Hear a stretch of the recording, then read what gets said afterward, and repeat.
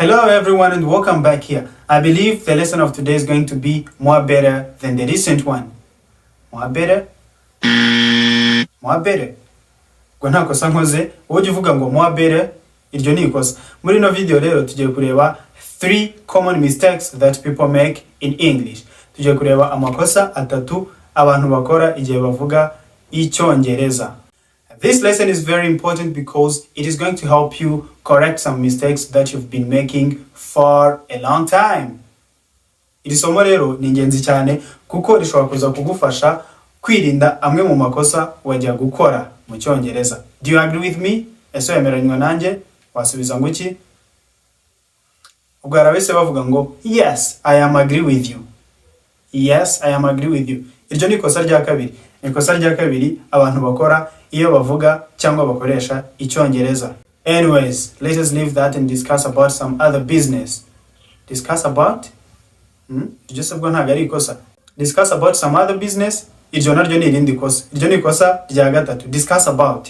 Mu Cyongereza ntabwo tuvuga discuss about, ahubwo se tuvuga gute. Ayo rero niyo makosa atatu tugiye kureba muri ino video.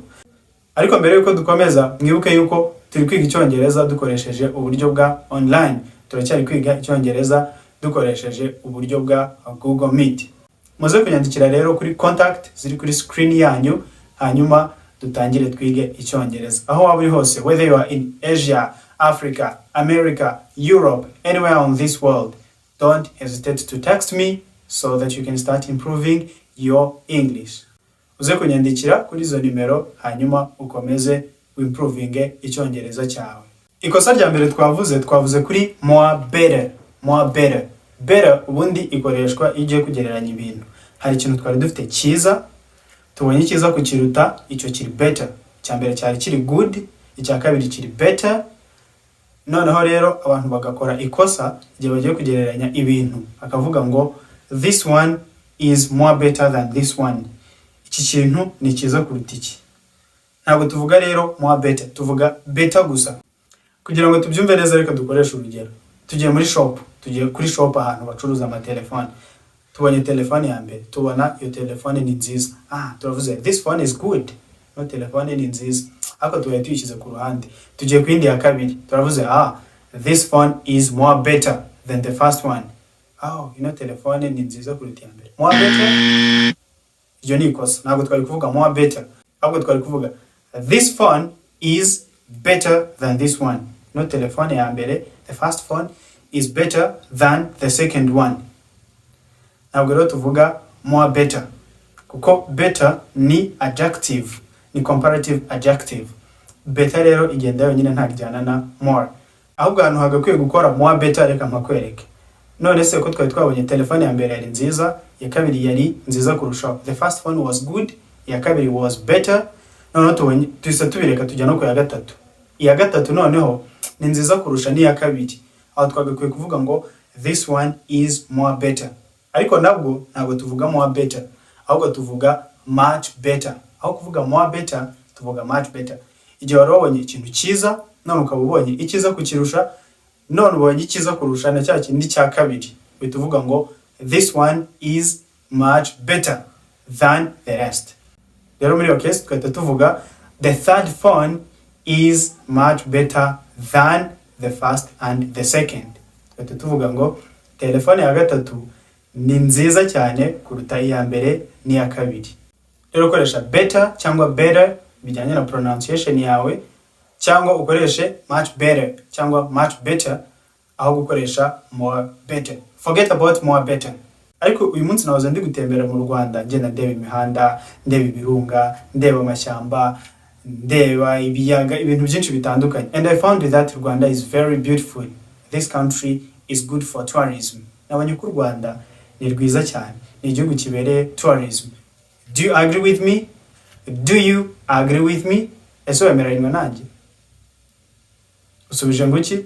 Ubwo hari wese avuga ngo yes, I am agree with you. Hari uvuze ngo I am agree with you.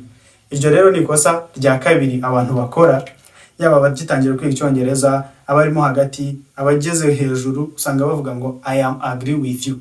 Ariko nubwo abantu babivuga, ntabwo ari bwo buryo bwa nyabwo bwo kubivuga, ahubwo turavuga ngo I agree with you. Nandi kukubaza ngo ese wemeranywa nanjye ko u Rwanda ari rwiza? Do you agree with me about the beauty of Rwanda?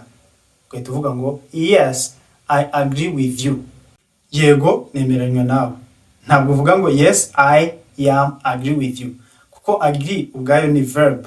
Agree ni verb kwayo, ni nko kwavuga I plan, I play, I cook, I go, I come.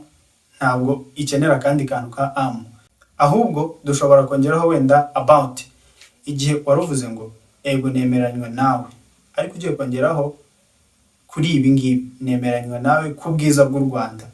Kwe tuvuga ngo I agree with you about the beauty of Rwanda.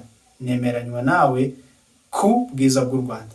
Ushaka kuvuga I agree with you gusa, ariko ushaka kongeraho icyo uvuga ko yemeranywaho n'umuntu ugashyiraho about. I agree with you about the beauty of Rwanda. Reka dusoze rero video yacu, ndumva ibyo ngibyo bihagije. I forgot something. Twari twavuze ko turi buvuge ku bintu bitatu. Let us discuss about the last one. Tuganire ku kintu cya nyuma, naho harimo ikosa. Discuss about the last one. Ntabwo tuvuga discuss about something, ahubwo tuvuga discuss something. Hano haba hari abantu bakunda politics, muze hano tuganire. We are going to discuss politics.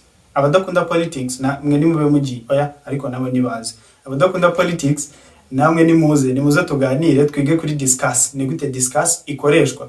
To discuss something ni ukuganira ku kintu. Ntabwo rero tuvuga discuss about something, tuvuga discuss something. Urugero, niba tugiye kuganira kuri politics, turavuga ngo we are going to discuss politics. Ntabwo tuvuga we are going to discuss about politics. Tugiye nko mu nama, dushobora kuba tugiye nko mu nama, ariko ukaba hari topic ushaka ko abantu bashyira kuri list y'ibintu bigomba kwigwaho mu nama. Batubabwira ngo let us discuss about this topic. Reka tuganire kuri ino topic. Ntabwo rero wavuga let us discuss about this topic, ahubwo uravuga ngo let us discuss this topic. So in that meeting you are going to discuss that topic. Biba yasari nk'ikibazo runaka mwaganiriye ejo cyangwa ejo bundi, tuvuga ngo yesterday we discussed that issue. Twaganiriye kuri cya kibazo. We discussed that issue. Ntabwo tuvuga ngo we discussed about that issue. Impamvu rero abantu bakora rino kosa kuri discuss nuko to discuss something ni ukuganira ku kintu. Rero hari izindi verbs nka speak cyangwa tell. Iyo ugiye kuvuga ngo tuvuga kuri runaka, tuvuga ndakara umuntu yitwa Brian, ushobora kuvuga ngo we talk about Brian cyangwa let me speak about Brian. Reka mvuge kuri Brian. Urumva hari talk about na speak about. Rero abantu bagahita bashyira muri rusange, bagahita bakora generalization. No kuri speak bagahita bashyiraho about, ariko speak irihariye. We don't discuss about something, we rather discuss something. Ntabwo ari kimwe na talk about something cyangwa talk about someone cyangwa speak about something or speak about someone. Kuri discuss ho birihariye. Now, as we have discussed several things in this lesson, allow me to close it. Hope to meet you in the next one.